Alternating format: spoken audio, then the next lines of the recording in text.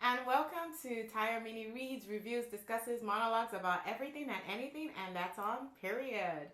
Hi guys, welcome to my channel. Again, I just want to give a big shout out to everyone who has supported me so far. I just recently opened my YouTube channel and started posting regularly. So it's been so sweet to see how many people connected and have actually reached out to give me words of encouragement. So thank you guys, and I'm happy to be here. So without any much further ado and discussion and all of that, I'm going to start with the books I want to be talking about today.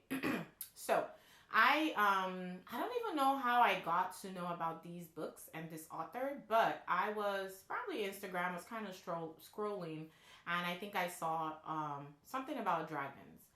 I love dragons. I love dragons a lot. So I was intrigued, and I went to go check out the author's Instagram page, and I found out, or I saw that there were about 9 books plus three. There's a lot of books in this series. So I'm trying to keep the suspense. I'm trying to drag it out. But no. I'm just gonna go ahead and dive into it. I finished reading the books February, and I finished the last one just this week, just the last week in March, or the second week in March, sorry. And so drum roll.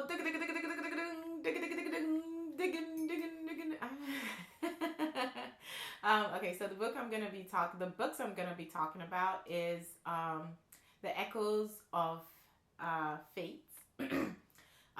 It's the first bucket, because there's 9 books in total, but the first trilogy is The Rise of the Ranger. The Rise of the Ranger is the first book. The second one is Empire of Dirt, and the third book is Relic of the Gods by Philip Quaintrell. I hope I said that right.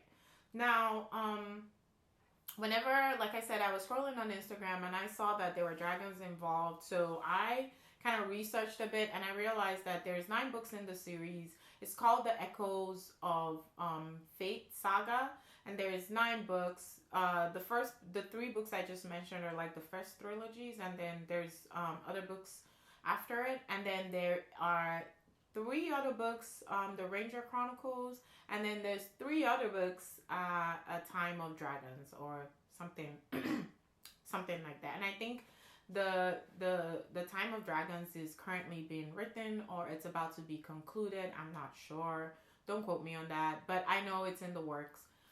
He probably has a book coming out soon or not. I don't know, but what we do know is he has 9 books, the Echo of Fate Saga trilogy books. So I read the first 3. Rise of the Ranger follows a ranger follows a ranger called Asher.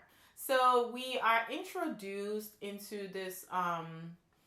So okay, let me set the preference. So this book is kind of like, if you like The Wheel of Time, the Lord of the Rings, or if you like The Witcher, this is kind of like those themes. It's set in kind of like the setting is, we have elves, we have man, like us, and then we have orcs, kind of mentioned around the story.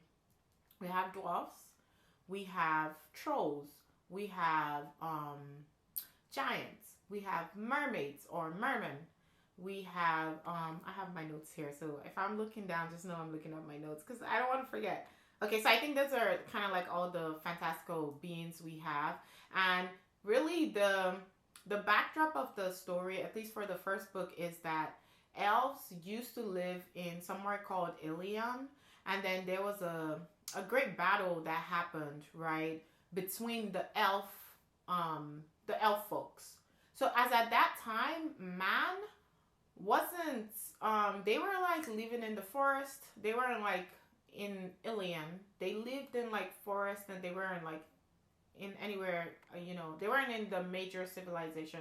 Elves were the rulers per se, and so there was an evil elf called Valanis who decided to try to become the king of all of the elves. So he wanted to oppose the current ruler, and he said this was due to the fact that he wanted to bring the real gods back.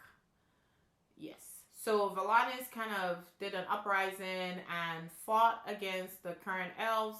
It was a very devastating war, and the elves, although they were able to defeat Valanis, they decided to leave Ilion, that country, and they moved from Ilion. They crossed like a whole sea and went to live somewhere called Eliat.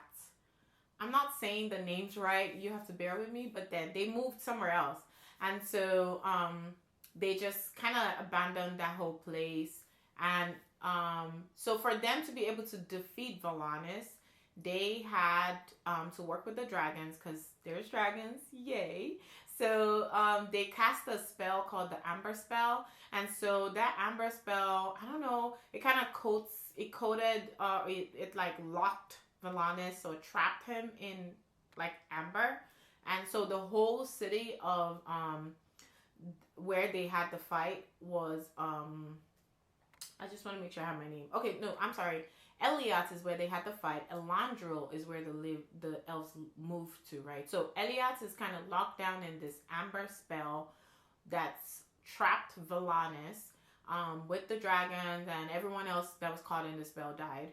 And so the elves were like, well, we cannot live in our city anymore. We're just going to have to leave. So they left and went to Elandril, and with the hopes of their future being they would be able to one day go back to Eliat, which is their true home, and take control.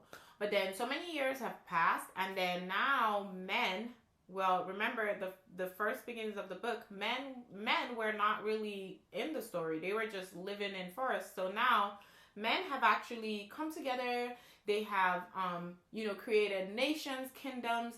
They have rulers, and they are now like the rulers of that whole entire country. And so the elves, are trying to come back to Ilion as a whole, and take back the land that belongs to them. That's their whole goal or purpose. So the elves have they sent word to the current king, which is King Rengar, and said, hey, we're gonna send our a delegate from the elves. We just want to open relations between elves and humans. The humans don't know that the elves were coming to raid them, but so that's kind of like the backdrop. And so we are introduced to Asher from the very beginning. So also a recurring theme in the book is there's this prophecy that kind of states that some things are going to happen, and they don't know when. This prophecy is among the elves, by the way. So anyway, we are introduced to Asher, who is a ranger who he was found okay, I don't want to kind of spoil the beginning of how it kind of happens for Asher. So if you read it, I'm just going to leave you to figure that out. But Asher was trained to be an Arakesh. And Arakesh are like assassins. Like they are trained in this, I want to say, school called Nightfall. So they are trained there, and they are sent out to, kill people or to bring order to places. They're like hired assassins, right? So Asher is he was found by an Arakesh called Nasta at the time. And so Nasta, he was found in Eliat, the elf city or country where Valanis, the dark elf, was, trapped. So anyways, Asher and Nasta takes him to Nightfall, and Asher is brought up in the ways of the Arakesh, becoming an assassin. But we see, I think about 40 years later, Asher leaves Nightfall, and he's like, I don't want to be associated with Nightfall anymore. I am no longer an Arakesh, and now I am now a ranger, where I will be offering my services for free. Anyone looking to hire me to I don't know, take care of stuff. So this is where the Witcher kind of comes in plays, because you know the Witcher Gerald is kind of like traveling around killing creatures. So that's kind of like what Asher is doing, right? And so there's also this organization called the Grey Coats. Nathaniel is tasked to bring in Asher to the Grey Coats because the King Rengar is needing his services. And so we find out that King Rengar is needing Asher to accompany the delegates of the elves that are coming to his country, which is Velia. And so that's how the whole, the journey kicks off. Is Asher, Nathaniel, his square. She was a girl, I forgot her name. Eliana. They have really similar names, so I'm gonna mix them up, but you get the gist. So Asher and Nathaniel go on to meet the delegates of the elf, who turn out to be Reyna, Margot, and Faeline. So Reyna is the princess of the House of Savari, which is the current ruling house of the elves. Her father is the king that is trying to overthrow the current that's trying to take over the world of man, right? So he sends his daughter and his advisor, and Faeline is like her mom's best friend, but has been with Reyna from since when she was little. So they are the delegates that are sent to go talk to King Rengar. So whenever they get to the shores, because I think they traveled by boats. They did travel by boats. So when they get to the shores, they are immediately attacked. And then we see Asher and Nathaniel coming in and kind of like helping. Actually, Asher does all the work. Because Asher, like I said, he's a trained Arakash. He's very good. He can kill. He's very, very, like, think Gerald. Like, he's good. And again, it's so like Witcher, because he has this potion or thing that's running in his blood. And then he has a blindfold. Once he puts on that blindfold, he can, like, see everything. He can hear heartbeats. Like, he's like invincible at that point. So they fight against some assassins. They're able to get away, and then so the Grey Coats, that's Nathaniel and his other folks, and Asha kind of escort Faeline, Reyna, and Morgan to Velia. So when they get to Velia, a lot of things happen. Morgan is assassinated, and so the elves are like, yeah, we're not safe here. We need to go. And so they are able to escape. And so when they were leaving, they were like, well, where would be safe? Like, everywhere is so, like, not safe at all. And so the only place that's kind of safe is West Velion, which is like the home of the Grey Coats. So Nathaniel's like, yeah, let's go there. They have walls. We should be safe from the Arakash. Like, whoever's trying to assassinate you guys, we should be good there. Let's go there. So they actually go to West Velion. When they get to West Velion, things happen. So let me actually backtrack a little. So the idea of the elves going to meet King Rengar was because there is a magical school called Conconat, and Conconat has a resident dragon called Maliat. Maliat is the protector of that school, and so anyone who is not explicitly invited into that school, will not be able to enter the school.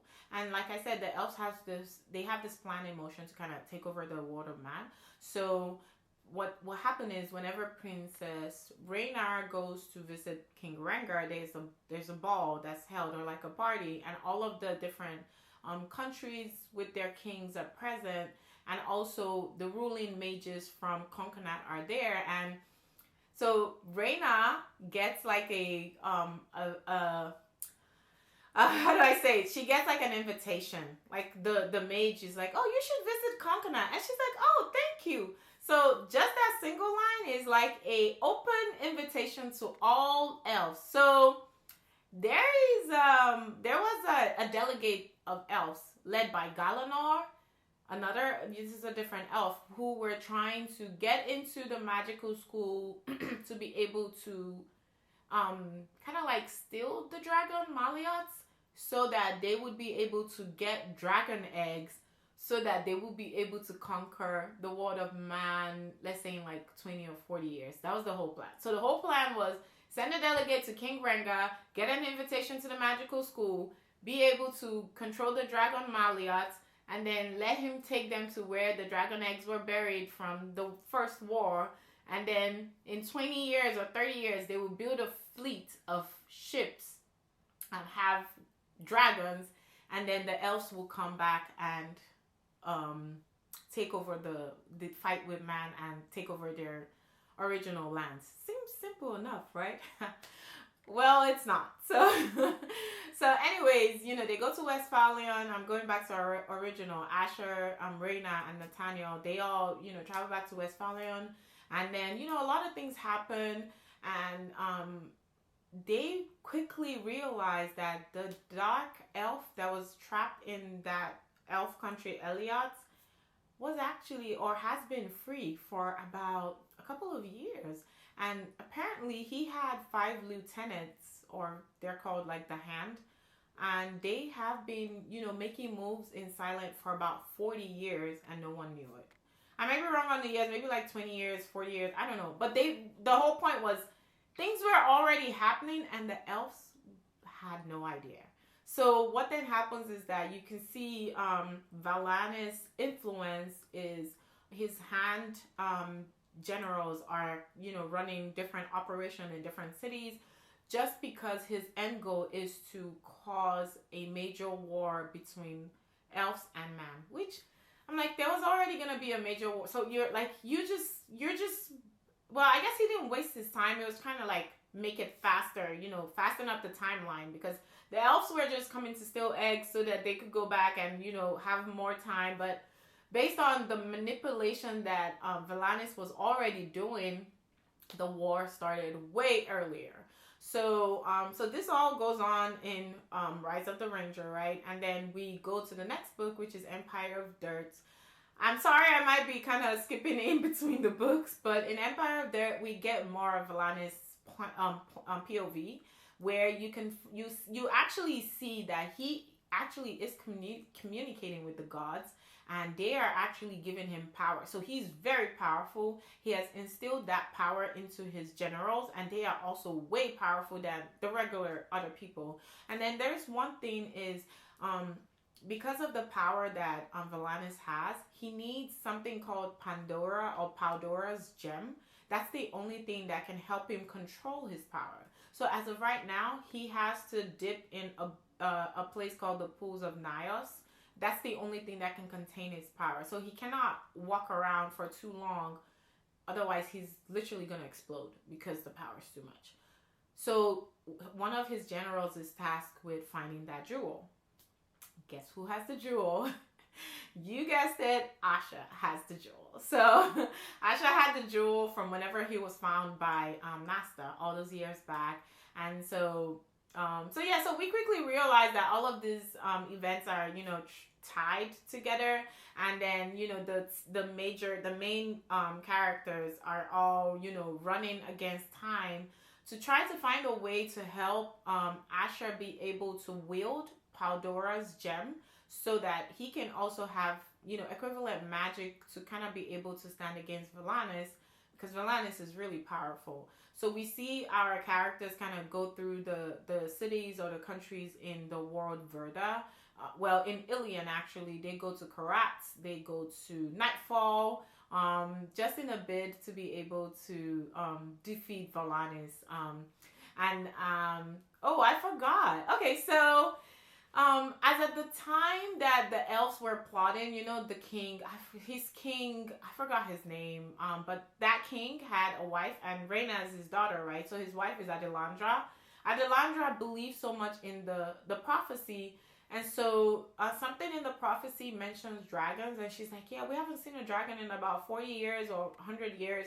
We need to go look for the dragons. So she ventures out into a different country with a group of people, and then she encounters another race called the Darkakins. I don't know who they're kind of. So the Darkakins kind of give me like, the like orcs in Mordor from Lord of the Rings. They kind of give me those kind of vibes, the Dark Arcane. So she's captured by them, and their leader is someone called the Queen, or the Queen of the Dark Arcane. She didn't actually have a name. I was kind of pissed off about that because I'm like, give her a freaking name. Like every time they would come to that, this was always like the Queen laughed. I'm like, please. Okay, so Adelandra, the queen of the elves, right, was captured and tortured, and she had to fight, and they drugged her, and they used her for so many, debasing things. So she was like, if she ever got out, she was gonna kill all of them. She was just looking for dragons, and then she encountered this Dark Arcane. So, anyways, and then also in Conconat, the magical school, right? You remember Galanor, a group of elves went there to try to get Maliat.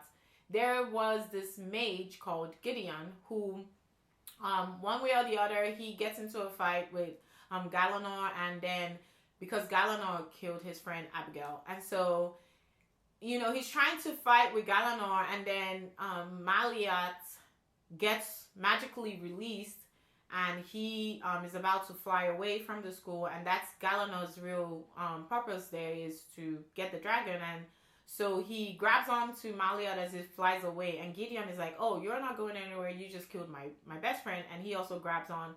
And so Maliat, Gideon, and Galanor fly off into the sunset.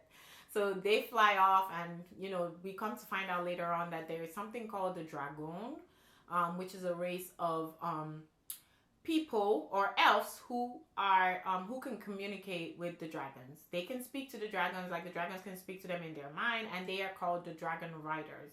And so it then is later found out that Gideon is the first dragoon in 20, 30, whatever years. He's the first one in a very long time. And so he bonds with a dragon called Ilago. So Gideon, Ilago, and Galanor, they actually encounter Adeladra, who is, she was trapped by the Dark Arcanes and their queen. So Gideon, Ilago, and Galanor kind of go to the Dark Arcane country. They are able to rescue Adelandra. They kill the queen, and they scorch that whole Dark Arcane place down. But before all of that happens, a whole group of Dark Arcane kind of march out of their country because they are working with Valanis in a bid to cause, major havoc in the whole world. So a group of them already left that country, and they were marching. They actually entered through Karat, and there we meet the White Owl, which is also another character. So basically, as you can see, the whole world is very fleshed out. I thoroughly enjoyed reading this series. I'm definitely going to continue because there's a lot that, is going to happen. I can, based on like some of the synopsis I picked, the orcs then come to the forefront, and we actually follow the descendants of our main groups here. So let me go back to the story and finish it. So anyway, like I said, Valanis is looking for a way to be able to get Paldora's gem so he can control his magic. Asha is also looking for a way to be able to control the gem so he can fight against Valanis. The king of the elves is trying to fight with man to reclaim, the world. The current king Rengar is just like, ooh, I have elves. I'm going to go down in history as the one who brokered peace between man and elf. So everyone just kind of has their own motivations. And Queen Adelandra is like, I need to kill all the Dark Arcane. And oh my God, Valanis is out. We're all going to die. And then we have the Dragoon.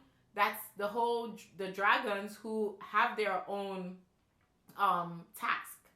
And we quickly come to find out what that task is about. And it's to protect something called the Veil. And so Valanis is looking for the Veil and is also looking for Paldora's gem. So I'm just kind of like lightly discussing through the 3 books. Because once we get to Relic of the Gods, which is the last book in the trilogy, a lot of all this stuff is the stage is already set. So this is kind of like time for like the last war. And one thing I want to really commend Philip Quaintrell is the prose is so good. It's easy to follow. The battle scenes are very descriptive, and you're like, oh my god, like, ooh, he writes so well. I really appreciated that. I didn't feel like this book was just like a, just it's just a foray into, no, you could see how well thought out the characters was, the story was. Another thing I also like is when people just take common themes or common stories, like we know elves, we know orcs, we know all of these, but then he was able to create this masterful blend of um, events that occurred, and just put another spin on stories about elves and man and orcs and all of that. So it was a very, very thought-provoking books or story. And it's the same story, but redefined in a very imaginative way. I thoroughly enjoyed reading this book. So then we get to the last book, Valanis. They kind of have this battle. The dragons, there's a lot of them. They all come out and they kind of fight against Valanis, and it kind of seems like Valanis wins because they were not able to kill him. A lot of people, like, it just seemed like Valanis was really powerful. Yeah, because it was really hard to kill him. So anyways, at the end of the day, they are able to actually, Asher is able to, I guess, kill Valanis, but then Asher dies. And to be quite honest, some deaths in books I feel like are very unnecessary, but this one I felt like it was well suited for the situation. Asher never really had any family. His only family were Nathaniel, Reyna, who he came to love, along their whole journey. And it just felt fitting that, he would die protecting the people he loved. So I really liked the significance of Asher's death. It was a wonderful sacrifice. And this is for the first time I actually agreed with how a trilogy ended. Sometimes some characters will just be killed off, and it's like, what's the point? I have a lot of people that I'm looking at John Gwynn killing off Elva in The Fury of the Gods. Yeah. So no, I think Asher's death was very well played, and I definitely agree with the choices that the author made.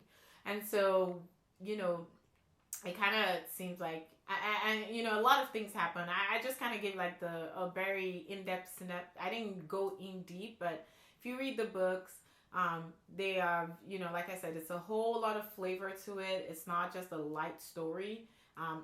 It packs a punch in just 3 books, right? And I'm like, oh my god, there's like more. I'm so excited to delve more into the world of Verdar. So Valanis is vanquished. The gods are held at bay.